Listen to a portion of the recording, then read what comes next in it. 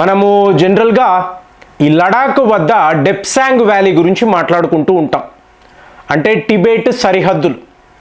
మీరు ఎప్పుడైనా షాక్స్గామ్ వ్యాలీ అనబడే పేరు విన్నారా? వినే ఉంటారు.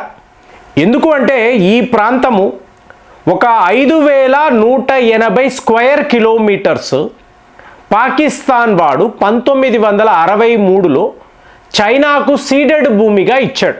చూడండి, వీడు మన భూభాగాన్ని ఆక్యుపై చేసుకొని అందులో ఒక భాగాన్ని చైనా వాడికి ఇవ్వడం బాగుందా? సో ఇవాళ వార్తలు మీరు చాలా యూట్యూబ్ ఛానల్స్లో మీరు వినొచ్చు.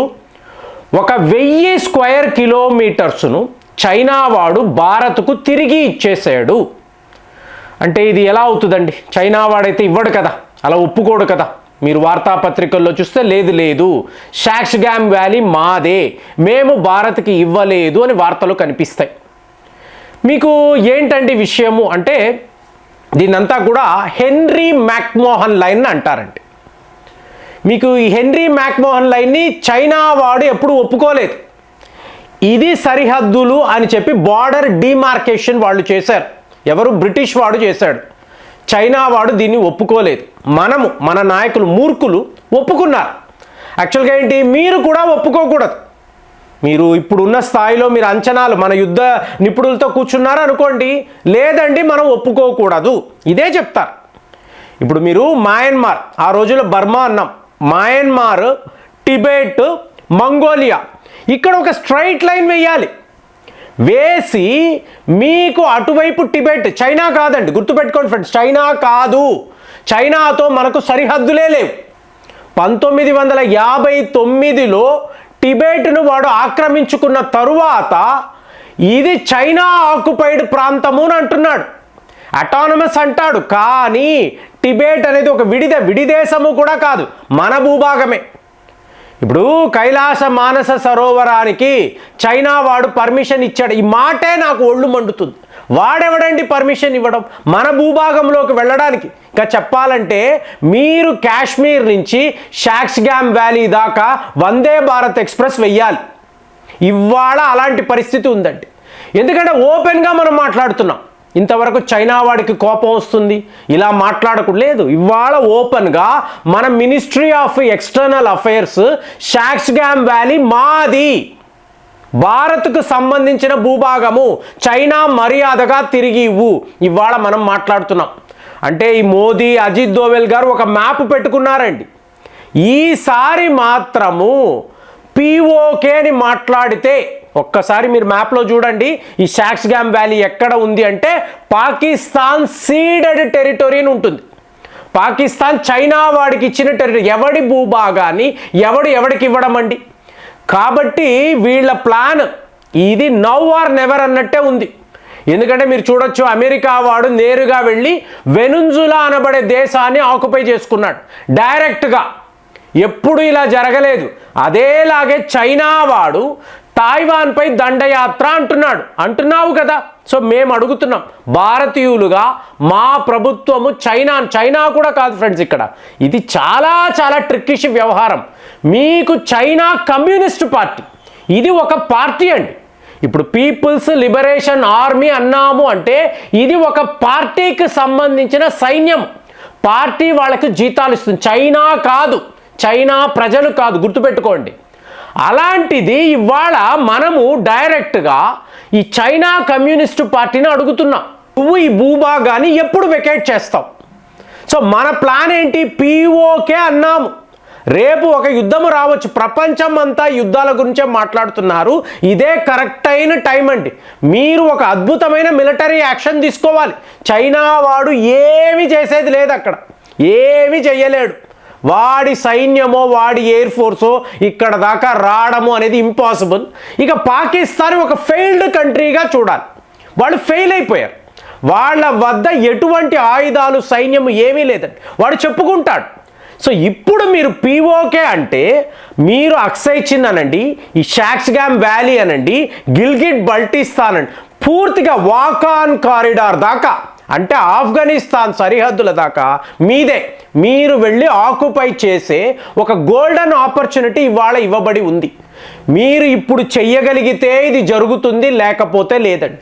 ఎందుకంటే చైనా కూడా వర్స్ట్ సిచ్యువేషన్లో ఉంది. వాళ్ళు చాలా చాలా బలహీనంగా ఉన్నారు. 2026లో తాయివాన్పై మా దండయాత్ర ఉందంటే అర్థం ఏమిటి?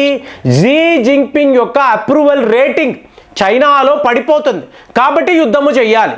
సో ఇప్పుడు నువ్వు తాయివాన్ మీద యుద్ధము చేస్తే నేను అక్సై చిన్ దాకా వెళ్తాను, ఆపగలవా?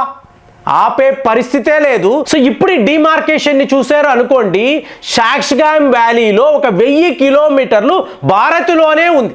పాకిస్తాన్ వాడు సీడెడ్ చేసినా కూడా ఈ ప్రాంతాలు మాదేని ఇవాళ మనం క్లెయిమ్ చేస్తున్నాం. కాదు అని వాడు అంటాడు, లేదు 1000 స్క్వేర్ కిలోమీటర్స్ మేము ఆల్రెడీ తీసేసుకున్నాం, మా సైనికులు అక్కడ ఉన్నారు, ఇండియన్ ఆర్మీ అక్కడ ఉందండి. కాబట్టే మీకు నిజాలు మెల్లమెల్లగా బయటపడతాయి. కానీ షాక్స్గామ్ వ్యాలీలో మీకు సరిహద్దుల వద్ద ఇండియన్ ఆర్మీ సిద్ధముగా ఉంది, ఇది వార్త. మరి వాడి వల్ల కుదిరితే మనతో యుద్ధము చేయాలంటే చేసుకోనియండి. ఇప్పుడు అక్సై చిన్ అంటామండి, కావాలని వీళ్ళు అప్పచెప్పారు. నెహ్రూ గారు పని కట్టుకొని అప్పచెప్పాడు. వాళ్ళ దగ్గర తుపాకులు కాదు కదా, యూనిఫామ్లు కాదు కదా, షూస్ కూడా లేవు. అంత చలిలో వాళ్ళు షూస్ లేకుండా ఎలా యుద్ధము చేస్తారండి? మనము డెలిబరేట్గా మన ఎయిర్ ఫోర్స్ని వాడలేదు, మన సైనికులని ఇన్ టైం అక్కడ పంపలేదు. ఏంటి ఐడియా ఏమీ లేదు. పాకిస్తాన్తో భారత్ను కలిపేయాలి. 600 ఏళ్ళు పాలించాము కదా, సో ఇప్పుడు కూడా హిందుస్థాన్ మాదేని చెప్పడానికి ఈ పనులు వీళ్ళు చేశారు. ఇది మీరు ఎలా చూడాలంటే, సోవియట్ యూనియన్ అమెరికా వాడి శత్రువు అండి, యుఎస్ఎస్ఆర్ అంటారు. సో ఇప్పుడు యుఎస్ఎస్ఆర్ని ఆపాలి అంటే చైనాను తీసుకురావాలి. కాబట్టి అమెరికా వాడు సిఐఏ వాడు ఏం చేశాడు? చైనాకు ఏమేమి కావాలో ఇవన్నీ ఇచ్చాడు. ఒక కమ్యూనిస్ట్ దేశం అయినా కూడా అమెరికా వాడు సపోర్ట్ మొన్నటి వరకండి అమెరికాలో ఉండే టాప్ మోస్ట్ కంపెనీస్ అంతా చైనాలో నుంచే కదా ఆపరేట్ చేశారు. ఇవాళ కదా వాళ్ళు భారత్ వైపు వస్తున్నారు.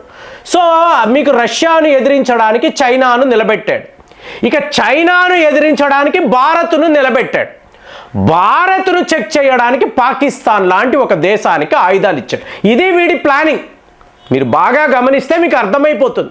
సో అమెరికా వాడు ఎటువంటి గొడవలు లేకుండా, యుద్ధాలు లేకుండా ఉండాలంటే మీరు కొట్టుకు చావండి, ఇది వాడి ప్లాన్. ఇవాళ లేదండి, మోదీకి ఇదంతా తెలుసు.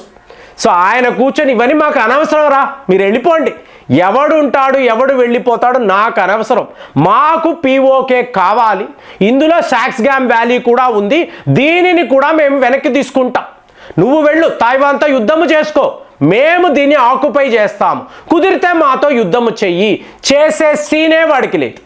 సో మీకు 2026లో ఇలాంటి విచిత్రాలంతా మీరు చూస్తారండి.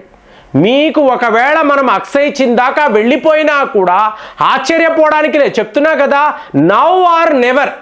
సో ఇప్పుడు ఈ షాక్స్గామ్ వ్యాలీ 5000 స్క్వేర్ కిలోమీటర్స్ అన్నప్పుడు ఇందులో ఒక 1000 స్క్వేర్ కిలోమీటర్స్ భారత్కి వాళ్ళు అప్పచెప్పేసారు అని చెప్పి కథనాలు.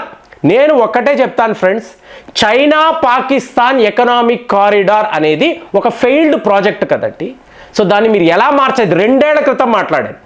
చైనా ఇండియా ఎకనామిక్ కారిడార్ని మీరు పెట్టుకోవాలి. ఎందుకంటే టిబెట్ ఆల్రెడీ వాడు ఆక్యుపై చేసుకున్నాడు, మనం క్లెయిమ్ చేయలేం. కానీ పిఓకే మనదే కదా. ఇక్కడ పాకిస్తాన్ని పక్కన పెట్టి మనము చైనాతో కలిసిపోయి అక్కడ నుంచి ఆఫ్ఘనిస్తాన్, ఇరాన్, యూరోప్ దాకా మీరు ఒక ఎకనామిక్ కారిడార్ని ఓపెన్ చేశారు అనుకోండి, power attracts power. So China Bharat కలవాలి, చైనా పాకిస్తాన్ కాదు. అప్పుడు మీకు ఈ పవర్ బ్యాలెన్స్ అనేది స్టేబుల్గా ఉంటుంది. సో ఇదే ఇవాళ వీళ్ళు వర్కౌట్ చేస్తున్నారా? చైనా మన శత్రు దేశమే, కానీ అవసరము అన్నప్పుడు శత్రువుని కూడా మీరు కలుపుకోవాలి. ఇదే రాజనీతి. ఇవాళ ఇదే జరుగుతుందా? నాకైతే అలాగే అనిపిస్తుంది. మరి మీరేం ఆలోచిస్తున్నారు? కామెంట్స్లో రాయండి. మళ్ళీ వచ్చే వీడియోలో కలుద్దాం. జై హింద్.